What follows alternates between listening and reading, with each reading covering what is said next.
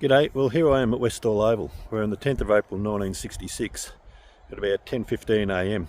There was two UFOs that apparently landed here on the oval, or just off the oval here, and seen by dozens of school kids and anyway, and school teachers, and in the end it was apparently a bit of a cover-up. It was a big news story for a long time back then, and look, still is now, especially people in the UFO community. And anyway, I'm just here to show you what it looks like now and the area looks like, and take you down to the Grange where apparently the UFOs landed again. So anyway, I'll show you around a little bit and show you a little bit of footage of a documentary from back in those days as well. Yeah, so probably about, might be 12, 13, could be 15 years ago, a fellow named Shane Ryan did a documentary called Westall 66 on the actual UFO sightings here at Westall. And look, it's a great documentary, and I'll put a link down below for you to be able to watch it, because it is worth watching. It's an unbelievable story really, and he did a really good job contacting the people who witnessed the UFOs at the time. I think, like a lot of other people, I just shut up about it because of the ridicule. And it was everybody. You know, you were a kid, you were making it up. So you just be quiet, and in your mind you just think, I know what I saw, and no one's ever going to shake me from that. I know what I saw. Sort of stopped dead, and stopped dead in the air, and then it just sort of started descending straight down. And I'd say it got down about halfway up that gum tree or above the goalpost and sat there for a while, and then it just sort of lifted straight up and then just took straight off. This thing went down behind the trees, then it came up. And it was like it had become aware of these planes coming in, and it just went woof and just left them like they were standing still. So a fair bit of the school's changed since then.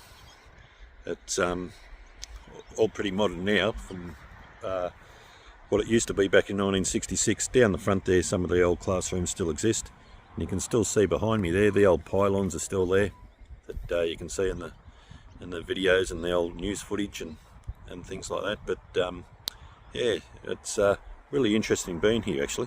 Victor Zakruzny says two objects landed in a grassy paddock where a street is now. All the kids were hanging on the fence there. There's quite a few kids there. It's a high fence, and I got up to the top there, and all you could see is two discs, one there and one a bit further away, probably 3 metres apart. I could hear somebody in the background saying, "Stay away, don't jump the fence." And so I said, "Oh bugger, I'm going over the fence." The craft probably would have been about there, and there was another one set back a bit on an angle, probably just about there. There's a few kids walking around there, and I was the only one on this side. I got up to it to want to touch it, and it was, well, you could feel heat about a metre away coming from it. It was pretty warm or hot, and within a minute or so, it just, both of them just lifted up at the same time, about this height. And I seen, oh, that was breathtaking watching that, and then it just gradually lifted up and then went off towards the pines. Yeah, so here's the spot where basically the UFOs would have landed. It was a paddock back then, there wasn't a road here, and yeah, it's quite unbelievable to think where I'm actually standing, or just a few metres beyond me here, there's actually two UFOs landed here. Well, look, I'm not a believer or a non-believer, but you sort of half hope it's true, because it's a great story. Yeah, and I wonder if the people who live in these houses along here, if they actually know what actually happened there back in 1966, because yeah, you're living in a street or in a house where out the front UFOs apparently landed. So anyway, it's I'm not going to go and knock and ask anyway. Yeah, so apparently the UFOs took off from here, Westall High School, ended up a couple of 100 metres down the road at a place called the Grange, and all the kids followed the UFOs down there. And apparently the Grange now, the park there, is UFO themed. So anyway, I'm going to go and check that out, see what that looks like these days. So here I am, a few 100 metres up the road, maybe 300 or 400 metres up the road from Westall High School at the Grange, where apparently the UFOs landed here as well. Seen by a couple of market gardeners, and the kids ran from the school, chased chased the apparent UFOs down to the Grange here. So, and anyway, they apparently landed and they left some burn marks and rings on the grass as well. But anyway, and then apparently that's part of the cover-up. Apparently there's a bit of a cover-up that the army came and all that sort of thing, and they tried to hide evidence of them actually being here. About a week later, I decided to go back again to have another look. As soon as we got down to where the paddock started, all the grass had been cut, which was quite disturbing. Wow. So then we walked through that area to where the circles were, and when we got into the area where the circles were previously, the whole area had been burnt, destroying all evidence. So due to the apparent landings of the UFOs here in the Grange, there's a playground here, and it actually looks like UFO. So anyway, it's a good theme for the actual history of the area around here. Yeah, so here I am at the back of the public toilets, and they've got a picture of the playground there on the bottom, and they've actually thrown in a UFO for old time's sake. When you just look over there, there's the playground. And as you can see in the bottom left hand corner there's a playground, and there's a UFO flying above. Don't know if it's real. Right, now that just about wraps it up here from the Grange, and what I'm going to do now, I'm going to head maybe 4 or 5 kilometres up the road to Moorabbin Airport, where a fella took off in 1978 and actually went missing and claimed he was being chased by UFOs. So anyway, we'll see you at Moorabbin Airport.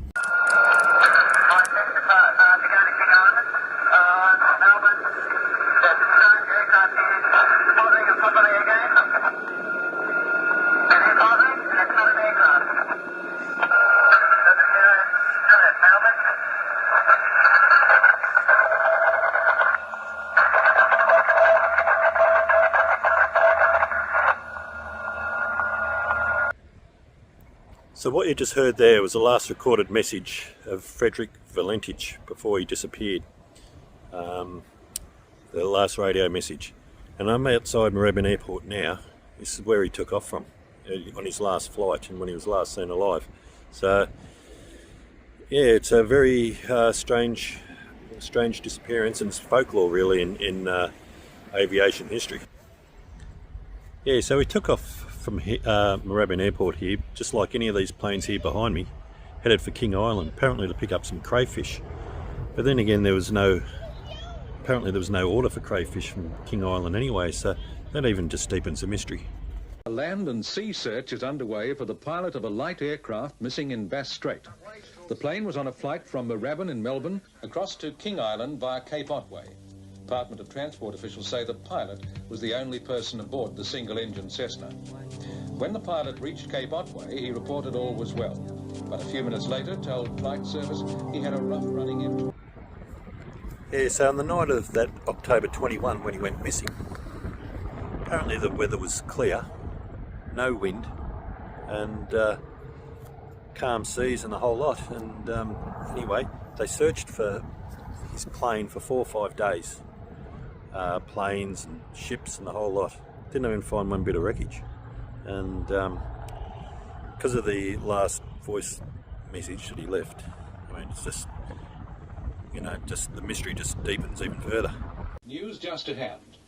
The pilot of a light plane, thought to have crashed in Bass Strait last night, said just before losing radio contact that an unidentified object with green lights was heading straight for him. The frightened pilot told air traffic controllers that it was hovering on top of him and that it was not an aircraft.